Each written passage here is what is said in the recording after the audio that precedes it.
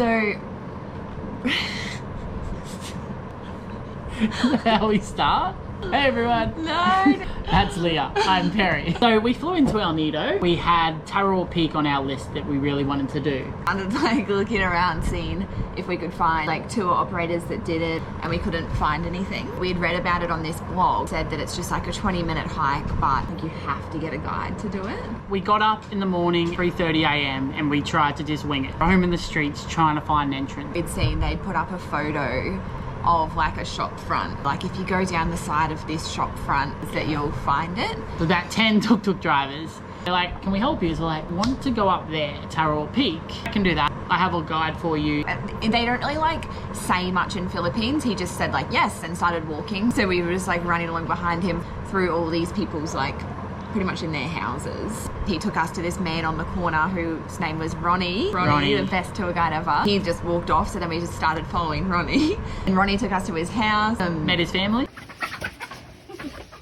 Gave us some super old gloves. Yeah. They were all disgusting. The smelliest they were gloves. like wet, they had holes in them, but oh my god, I'm so glad he gave them to us. Yeah. Us just like right at the back of his house, and we just started the hike, which we very quickly realized it was a rock climb. We'd read in like blogs how humid it was, and we were like, oh, we're from town, so we know about humidity. We were drenched. So hot. Like, next minute he pulls out a rope and starts tying around Leah's waist. And just we're in like a single knot. It was like Ronnie and Perry were just, my safety was their like Protect responsibility. You have to protect the mum. Perry was going too far ahead of me. He'd say, sir, the mum. wait the mum. Sa metro distansya, isa metro distansya. Meter distant. Yun, isa metro distansya. Yeah.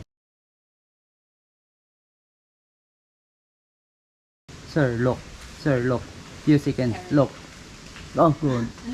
Oh, okay, ma'am. Ready. Wait, sir. Wait, the ma'am. Wait. The whole climb was a limestone, so absolute sharpest thing you could ever imagine. Even standing on it hurt your foot through the shoes. Meanwhile, Ronnie has on jeans and thongs. That like physical, quite dangerous. Like if I fell, yeah. Best case scenario, impaled. But it was so worth it. Like soon as we got climb along like the real sheer cliff face to get to that view, it was like so worth it. Hola. We started the hike, we could already see big dark rain clouds coming. The whole way up we were trying so hard to race that to the top. We had maybe 2 minutes of good weather and then this big storm come over. And Oh, really? Coming? no. 1 hour climbing up rocks. It still looks so nice even in the rain. Our tour guide, Ronnie. Thank you, Ronnie.